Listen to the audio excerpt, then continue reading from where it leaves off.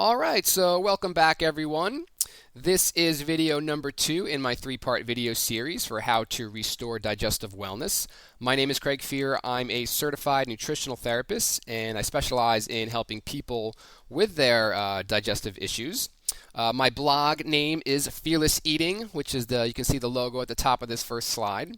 And you can find that at fearlesseating.net, where I blog about all sorts of digestive health topics. Now, if you're finding this video on my blog or on YouTube or just kind of somewhere out there in cyberspace, I'm not exactly sure how I'm going to be sharing these videos yet. I'm just in the process of recording them. But if you just kind of come across it in cyberspace and you missed video number 1, you can sign up on the link provided below. So I've been really loving the feedback on the first video. Thank you to those of you who commented and shared it.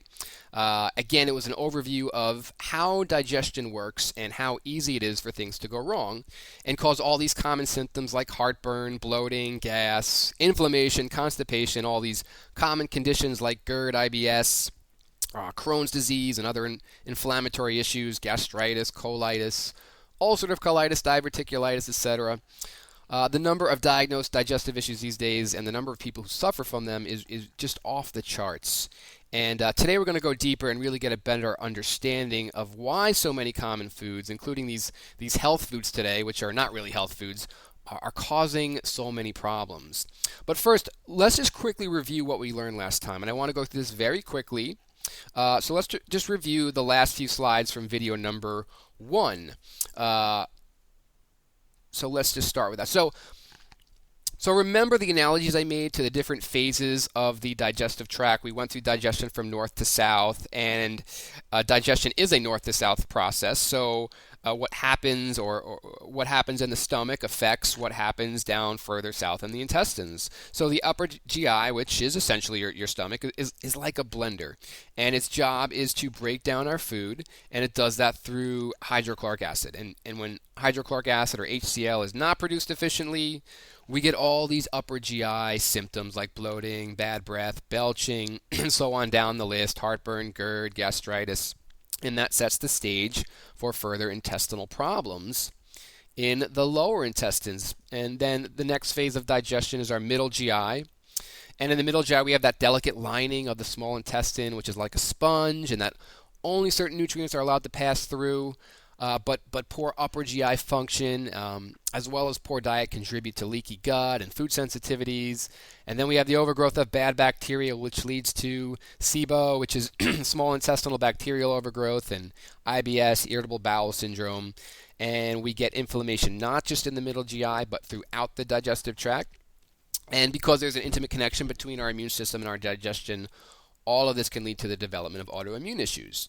And then if we keep going further south into the lower GI, the analogy I used was that the beneficial bacteria that live or are heavily concentrated in our large intestine is to our body as the rainforests are to planet Earth. And that's because just as the rainforests contain a tremendous diversity of life, which is essential to their health, so does our large intestine contain a tremendous diversity of life in the form of trillions of these beneficial bacteria, which, remember, outnumber our own cells 10 to 1.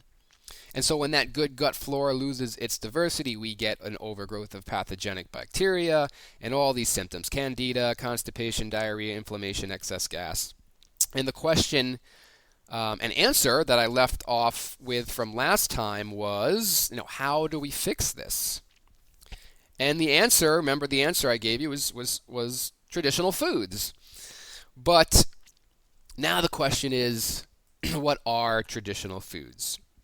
And remember last time I said I was going to tell you the story of one man who can truly tell us what to eat and why. So this will finally start this week's new material here with video number 2. And here he is. Here is that man, Dr. Weston A. Price. Doesn't exactly look very exciting, does he? But anytime I explain what to eat and why, I like to explain his research, what he did, because it can really help us understand this more clearly. So he was a dentist who lived from 1870 to 1948, and he came along at a time when our food supply was rapidly changing from small scale, local, family, farm oriented agricultural system to the large scale industrial model that has become standard since World War II.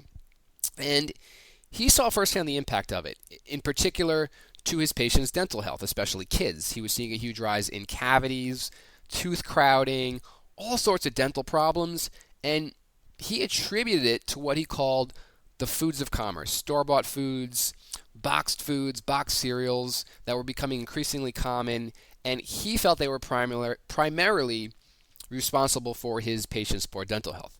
Now, of course, this was very controversial at the time. This was the time of progress, the rise of industry, and the belief that this was for the betterment of mankind. However, there were many other. Dr. Price wasn't the only one who felt this way. There were many other researchers and scientists who were not so enthusiastic about many of these developments. So, what Dr. Price did was, after he retired in the 1930s, he literally sought out to answer the question, what should humans really eat? And he traveled the Earth for an entire decade, throughout the entire 1930s, and he sought out the most isolated cultures he could find on our planet. And he looked at what they were eating and why.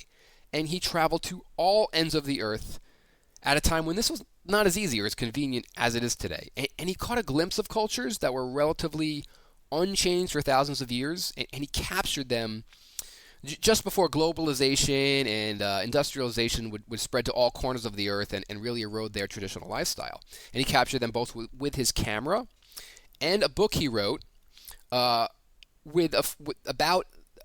these people, and with a focus on their diet and their dental health and their traditional lifestyles. So these are just some of the cultures Dr. Price studied. Swiss villagers, they were the first culture he encountered. He went to some remote regions in the Alps of Switzerland. Then he went to some windswept islands far off the coast of Scotland, studied Scottish islanders, and he visited the Maori of New Zealand, Aboriginals of Australia, South American Indians, North American Indians, and African tribes.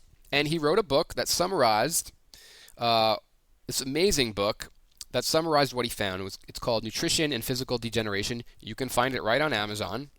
And I want to hit on a few of his key findings and then tie that into more specific foods.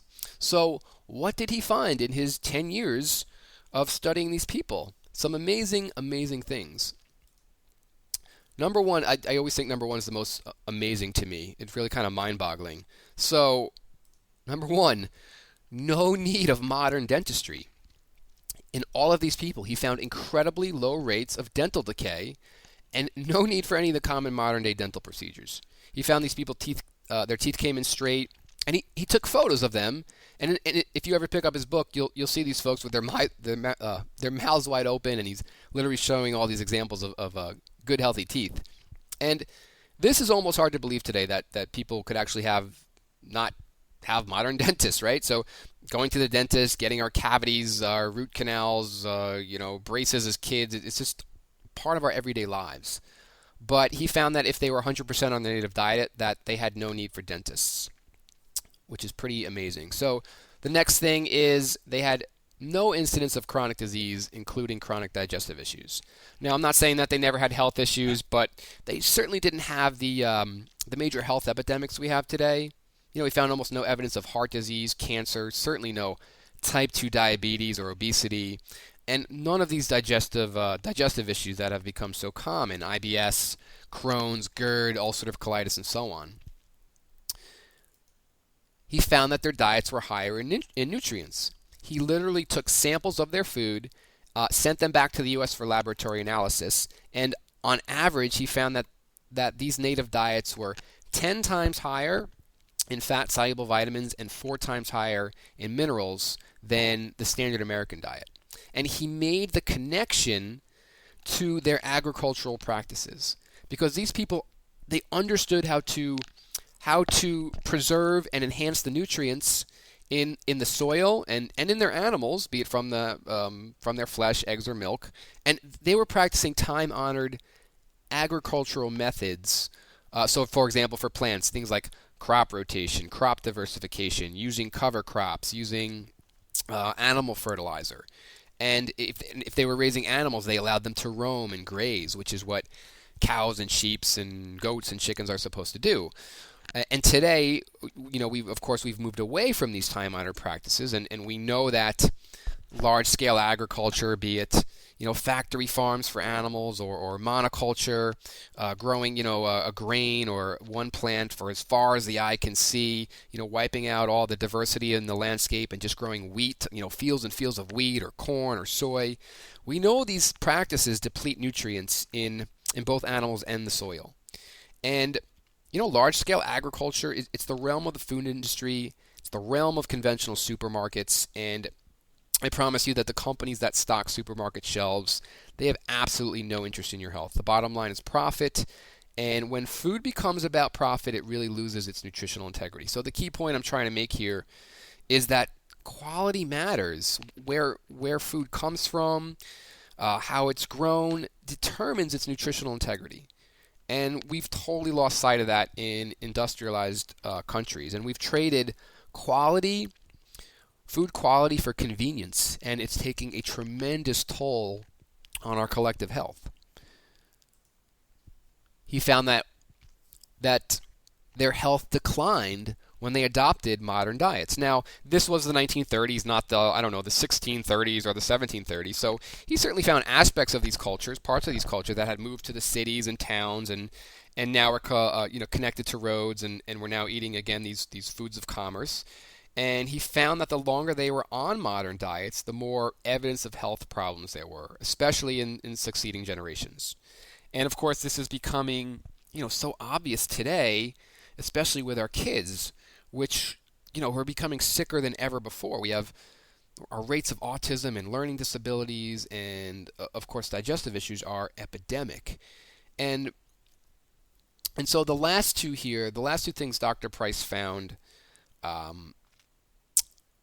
I think these are two of the most important things he found.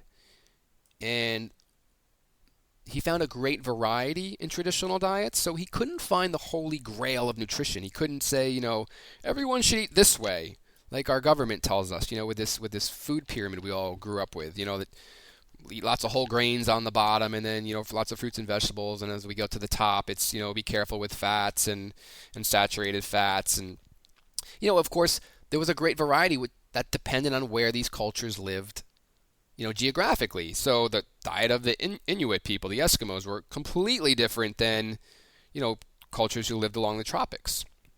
Obviously, right? But they were all healthy, despite widely different diets.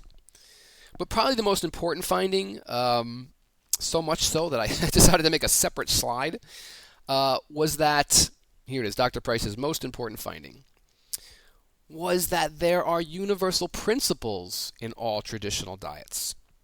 So, on the surface, while they may seem vastly different, underneath the surface, all these cultures were doing things, preparing foods very similarly, and even though they had no contact with each other. And it's these universal principles that really hold the key to restoring digestive health. So, finally, let's get into the nitty-gritty now. So finally, what are these principles? Well, for our purposes, there are 5, what I call the 5 pillars of traditional foods. So let's go through them one by one. I'm just going to briefly summarize them here, and then I'm going to give you one simple example for each pillar in the coming slides. All right, so let's go with pillar number 1, healthy fats. Okay, this may sound shocking, but Dr. Price never found anybody on a low-fat diet. No one drank skim milk or ate, super lean chicken breasts or ate low-fat yogurt. All of these cultures valued fats in their whole form. Pillar number 2, properly prepared grains. Every culture Dr. Price studied, the ones that grew grains anyway, not all of them had grains. Some of them were hunter-gatherer cultures, but those that did have grains as an essential part of their diet, they were very careful in how they prepared them. Most of us today consume hastily prepared grain products that cause all sorts of inflammation throughout the digestive tract. And again, I'll be detailing some of this in just a little bit. Number 3, properly prepared dairy. Not that every culture, again, used dairy, but those that did raise cows or sheep, goats, and other milk-giving animals were very careful with how they treated that dairy. Very few of us are consuming healthy dairy today. Very few of us. Pillar number 4, properly prepared bone stocks. Every culture had animals. They raised them or they hunted them, and they used all parts of the animals, including the bones. Nothing went to waste. And the bones, they were simmered in water for long periods, and that leached out some very powerful gut health promoting nutrients. Very few people today are making real bone stocks anymore. Pillar number 5, real fermented foods. Real fermented foods are very healing to the gut. And all cultures all around the world, they all have different types of fermented foods, different types of fermented dairy, for example, different types of cheeses and yogurts, different types of fermented fruit, vegetables, grains, even meats were fermented. And today, most people are eating store-bought versions of these, which are fake fermented foods. And I have a good example of that coming up. So let's now take a look at one example of each of these traditional foods and compare it to the modern version of these pillars. So let's start with pillar number 1, healthy fats. All right, healthy fats. So this was a recent edition of Time magazine. It says, I'm sure you can see, eat butter, with a picture of butter there. And below it, in case you can't read it, it says, scientists labeled fat the enemy, why they were wrong. It's a great article. You can probably find it on online. Just Google, Time magazine, butter, and I'm sure you'll find it. So butter, it's a traditional real food. It's been around for thousands of years, and it's simply churned cream. So butter is nutrient rich, especially when it comes from grass-fed cows. Cows are supposed to eat grass. That's their natural diet.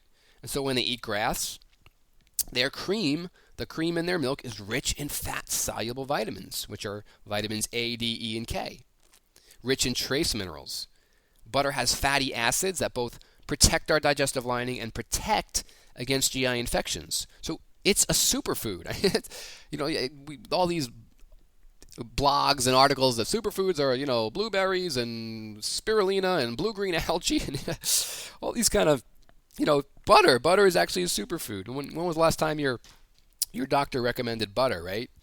Well, he or she might be soon, because the tide is finally turning, thankfully, on this nonsensical idea that fat is bad for us. And this article, Time magazine, it's a good indication of that, I think. So those fats are vital for good health.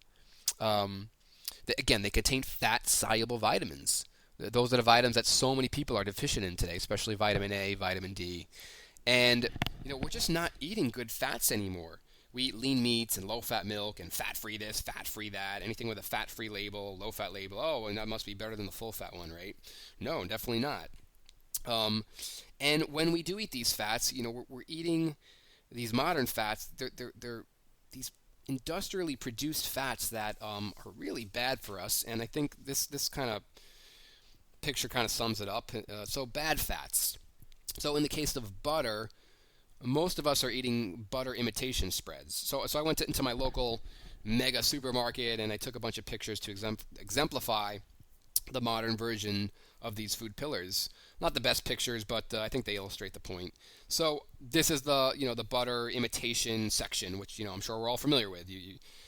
You probably can't see the individual companies, but up here we got Earth Balance and Smart Balance, and over here we got Promise. And what do we have to see if I can kind of... I can't believe it's not butter over here, and Olivia over here, and here's some margarine down here, Blue Bonnet and Country Crock, and Land O'Lakes margarine, and a few butters over here. So the problem with these butter imitation spreads is that they use liquid vegetable oils, and they go through this high-tech process that turns a liquid vegetable oil into a solid butter-like substance. Well, it's not butter. It doesn't have any of the real fat-soluble vitamins or the minerals or any of the gut health benefits. They all have colorings to imitate butter's yellow color, preservatives, all sorts of nasty stuff. And most of these companies are using genetically modified vegetable oils from soybean canola, cottonseed, corn oil. They're very poor quality oils. and they cause inflammation in the body, especially when we consume them in large quantities. And we have been somewhat unknowingly for the past 50, 60 years. These oils, they're in so many processed foods. And when we're done with this video here, you look in the products in your, if you're unaware of this, start looking in the products in your fridge and your cupboards, and you're going to see these four oils. Again, I'll repeat them: corn, cottonseed, canola, and soybean oil. You're going to see them in almost everything. It's kind of scary. These are really bad fats. The food industry loves them because they can produce them very, very quickly and cheaply. But they cause all sorts of problems in the body. So I say this all the time. You ready? 3 simple words that should make you jump for joy. Just eat butter. Just eat butter. I know that sounds crazy, if you've never heard anyone say that before. But butter, it's just one tiny example of a real traditional whole fat. Now, as I mentioned before, not all butter is created equal. So it depends on the diet of the cows. And so, when they say a picture is worth 1,000 words, well, I think this next picture kind of classifies as that. So why quality matters. So on the left, I took this picture myself. On the left, we have a stick of Land O'Lakes butter, probably the most common butter in America. Land O'Lakes sources their cream, their milk from grain-fed, factory-farmed cows. Cows are not supposed to eat grains. It makes them fat and sick, and it makes their milk nutrient deficient. And you can see that with the naked eye with the white color of the butter. Now the butter on the right, that's Kerrygold butter, which is a great, my favorite brand of butter, and that comes from grass-fed pastured cows, that butter. So cows are supposed to eat grass. That's their natural diet. It makes their milk nutrient rich, and color often equates to nutrient density in nature, and you can see that nice yellow color of the butter. So I just wanted to throw that in there as an example of why quality matters and why Weston Price found these cultures practicing agricultural methods that kept them healthy. And we're doing the complete opposite today. Okay, so let's move on to pillar number 2. Properly prepared grains. Big topic here. So what do I mean by that? The cultures Price studied that were using grains, they understood through thousands of years of passed down knowledge and experience that soaking grains, sprouting them, and or fermenting them made them more digestible and healthy.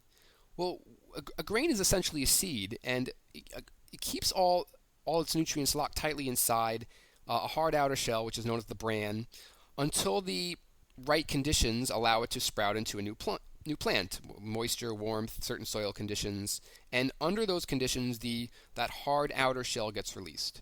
And this is why we can store grains for long periods in our kitchens. Well, when you soak grains, or sprout them, or ferment them, you're mimicking nature's germination process. And what happens is that difficult to digest hard outer shell gets released, and it makes it those grains more digestible. Well, we don't do this anymore. And furthermore, we eat a tremendous amount of grains in industrialized countries. And it's because they're cheap to produce and make into, breads, cereals, muffins, pastas, baked goods. For most of us, that's a central part of our diet. And they're really they can wreak havoc with our gut health and cause inflammation and all sorts of problems. And the example I'm going to use here, as you can see, I'll use the example of bread. So that picture is a loaf of sourdough bread from a local bakery here in Western Massachusetts. And sourdough bread is fermented. Traditionally, all bread was sourdough bread all around the world. And it was called the staff of life for a reason. Traditionally, it used to be just a few simple ingredients. Flour, right down here, flour, water, salt, yeast. That's really all you need for bread, right? But bread today is completely different. Completely different. So this is the bread aisle in the supermarket. This aisle is about 3 times larger than what I could fit in the pic with my iPhone. There were like 40, 50, 60 different companies. All of them telling you that they're, with their health labels, that they're whole grain, 100% whole wheat, high in fiber, low in cholesterol, They're all screaming at you for why they're the best ones, but they're really all the same. They're industrially prepared using quick rise methods to get the bread to market quickly. They're not properly prepared through fermentation or sprouting, and they got tons of chemicals in them. Look at the labels of these breads: high fructose corn syrup, crappy oils, preservatives. Many of them are enriched with synthetic vitamins and minerals because they're all processed out in the process. And don't get me wrong, I know they taste good. I know we all, grew up on these soft, squishy sandwich breads, but the point is they're not real bread. And again, this is just one tiny example. You could say the same for so many baked good products: bagels, muffins, croissants, sweets like cupcakes, brownies, cookies, and of course pasta. So many grain-based foods. So very few of them are properly prepared, and they can really exacerbate digestive problems. Okay, let's move on. Pillar number 3, properly prepared dairy. So properly prepared dairy, this is actually a huge topic, and one that requires a lot more time to explain, especially as far as the problems with modern dairy go. So I'm going to simplify it a bit and just use yogurt as an example. This yogurt as an example of properly prepared dairy. So this is my favorite yogurt company, Side Hill Farm, and you can only get it here in Western Massachusetts. Now let's look at the label. 2 things in particular we'll focus on. And this is going to be a bit repetitive from pillar number 1, but I think we'll reinforce it a bit. So you'll see right here, right? Plain whole milk. Okay, so, and then over here it says, I don't know if you can read that, but from happy grass-fed Massachusetts cows. So these cows are pastured on grass. That's what they eat. They eat grass. That makes their milk healthy, which makes the yogurt healthy. And of course, it's whole milk. It's full fat, and it's plain. Plain yogurt, it has a natural sweetness to it from lactose, which is the sugar in milk. But most of us in industrialized countries, we eat so much sugar, and it's in so many hidden forms that for most of us, plain whole milk yogurt actually tastes really bland to most people. Because when most people eat yogurt, this is what they're looking for. This is a good example of improperly prepared dairy or yogurt anyway. And this is of course the yogurt section. And just let your eyes kind of defocus and kind of glaze over this picture. What's the first thing? What do you really notice that stands out? It's all the colors, right? All these colors equate to different flavors, and almost all these yogurts are non-fat or low-fat. And so when you take the fat out, right, you take the flavor out. Fat is what gives food flavor. And what do you replace it with? The sugar, right? And in many of these, it's artificially flavored with artificial colorings or artificial flavors or high fructose corn syrup and other types of industrial sweeteners and, of course, a host of other chemicals. Another digestive benefit of real yogurt is that it's cultured.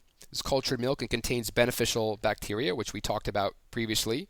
And many of these yogurts, they're very hastily prepared. They're not cultured long enough to allow the good bacteria to proliferate. So this is not properly an example of properly prepared dairy, but it's what most people reach for, especially when it comes to yogurt. Anything sweetened, any flavored yogurt will appease most people's taste buds more than plain yogurt. So let's move on to pillar number 4. Okay, pillar number 4, properly prepared bone stocks.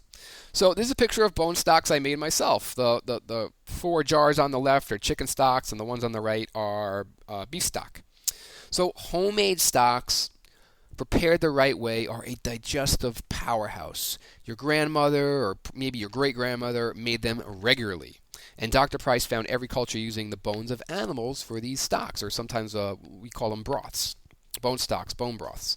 And these stocks are simply bones that are simmered in water for long periods. And what that simmering does is it leaches out a wide array of gut-healing nutrients, in particular minerals. Bones are mostly minerals, but also amino acids and gelatin. But unfortunately, this is the one pillar that you cannot get anywhere in stores, even in health food stores. And instead, what most people use are these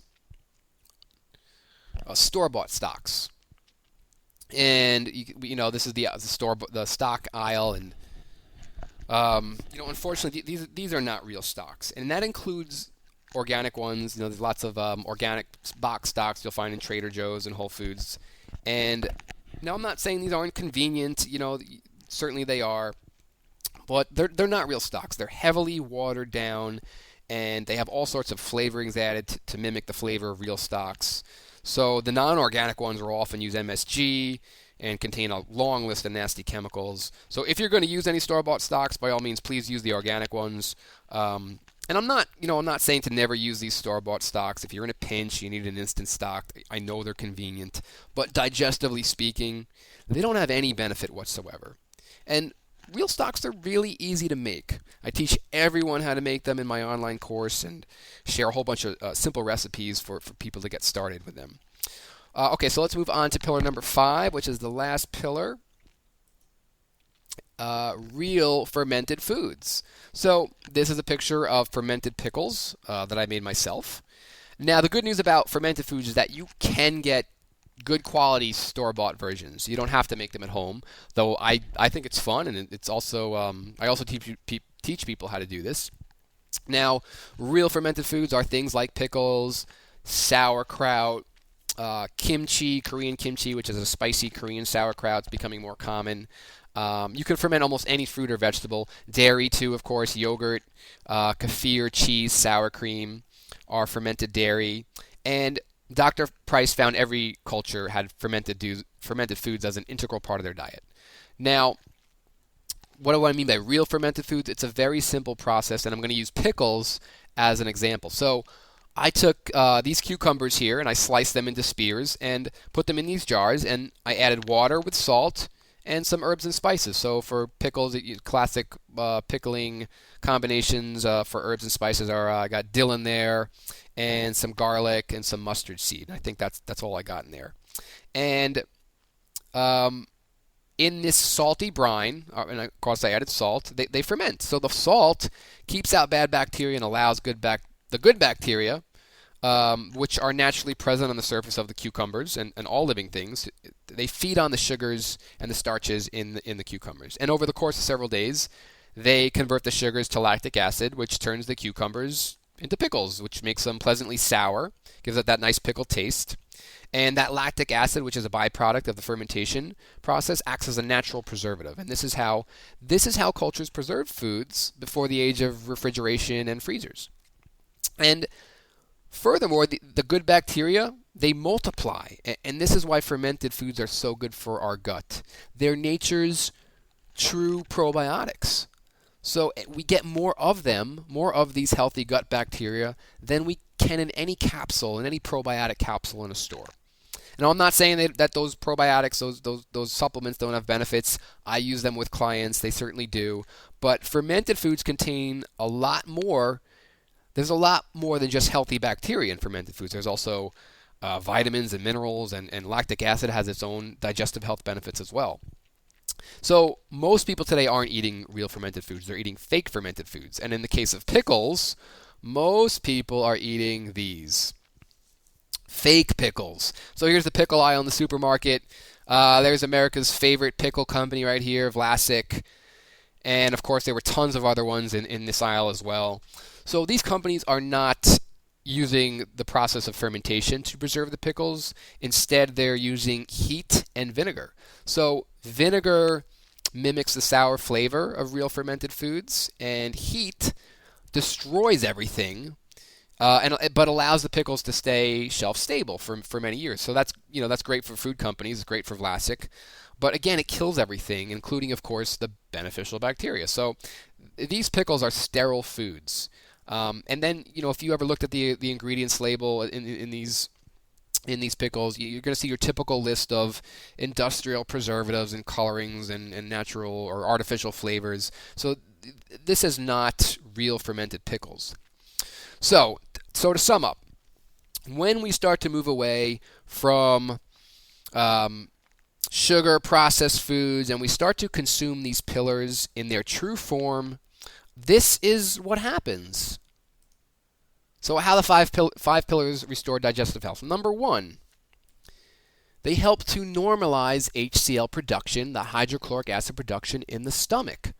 So remember that analogy I made, they help to boost the blender speed of the stomach. And of course, this works in conjunction with kind of reducing the sugars in the processed foods, which kind of contribute to a lot of foods fermenting in our stomach and sitting there and causing bloating and acid reflux and those things we talked about in video number 1. So helps to normalize HCl production. The second thing when we incorporate these 5 pillars is they help repair leaky gut. Remember, now we're in our small intestine, and reverse food sensitivities. So they help repair the spongy wall of the small intestine. And again, also in conjunction with removing the culprits, which is so often processed foods and sugar, which cause inflammation in our gut. So we take those out, we bring these 5 pillars in, and inflammation, leaky gut, reverses food sensitivities. You can reverse food sensitivities over time. Not all of them, but many of them you can. Okay, so third thing, normalizes healthy gut bacteria, which of course live throughout our digestive tract but are concentrated in our large intestine, so they help restore the diversity of life in the large intestine. So this is how the 5 pillars work. So I want to sum all this up into a simple 3-step plan that you can get started with today. And this is just a basic plan. It's not a super in-depth digestive healing protocol, but it can certainly get you going in the right direction. So 3 steps, 3 big ideas for getting started. Number 1, quality matters. I just cannot talk about nutrition and diet and food without talking about food quality. It's the most important thing I could tell anybody, is that where our food comes from is important. It determines food's nutrient density. So as best as you can, try to get out of conventional supermarkets as much as possible. They are the realm of the food industry. And if you can't, I know sometimes people cringe at this because maybe you live in a food desert where there's just no good quality, there's no farms, there's no local farms, there's no health food stores, or, budget's a concern. I understand that. And certainly these conventional supermarkets, they're more affordable. But at least try to get out of the middle aisles. If you could stick to the perimeters, that would be a step in the right direction. Everything in these middle aisles, they're frankenfoods. They're just wreaking havoc with our gut. They're not with our gut. They're not real food. So quality matters. As much as possible, get out of conventional supermarkets. Support your local farms, farmers markets, better quality local health food stores, your Trader Joe's, your Whole Foods. They're not perfect by any means, but they're going to be a lot better and have more choices than conventional supermarkets.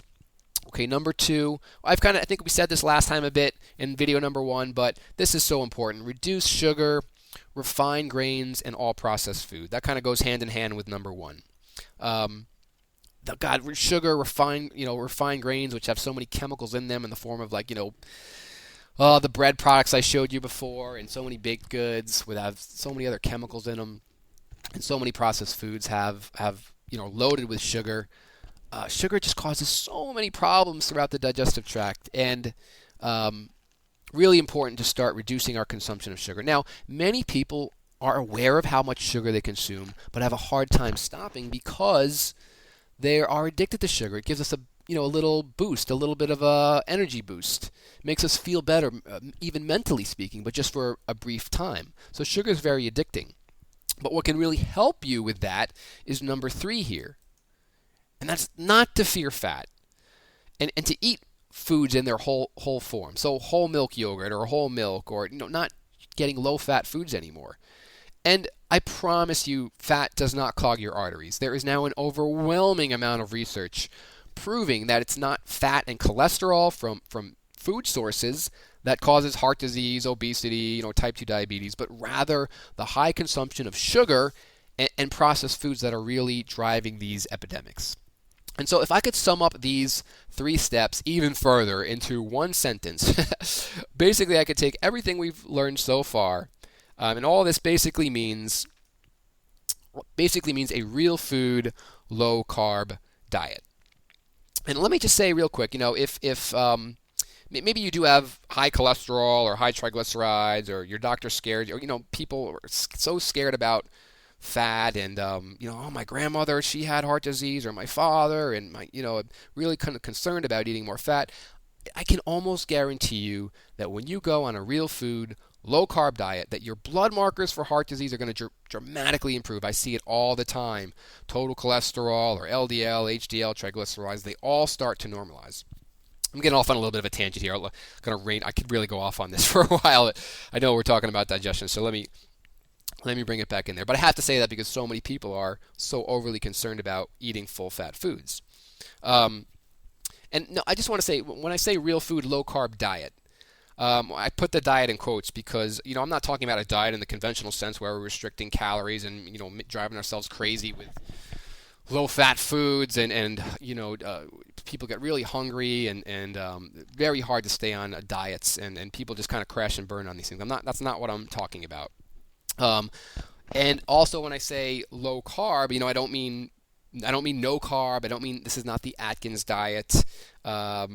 Essentially what I'm talking about when I say low carb is it's low carb in relation to the ultra high sugar, highly refined grain standard American diet. I don't know if I said that very clearly, but basically low carb in relation to the standard American diet, which is so full of sugar and processed food and refined grains. All right, so now we're almost done here. Now some of you may be saying, but Craig, real food, I understand what you're saying, but real food, it costs a lot more money. It takes a lot more time to prepare and cook. I don't have the money or the time to do this. Maybe so. I understand that there are some challenges inherent in this, and it may take a little bit more money, and it may take a little bit more time to source better quality foods and to prepare them at home. I don't doubt that. But I say maybe so, but real food heals your gut. Real food, it's an investment in your health, and what's more important than that, right? And real food can be affordable and simple to prepare and cook. It really can be. And that's what I do with people. I help them understand how to make it affordable and simple. And so that'll lead me into our last slide where that's going to lead us into video number 3, and I just want to give you a video preview of that.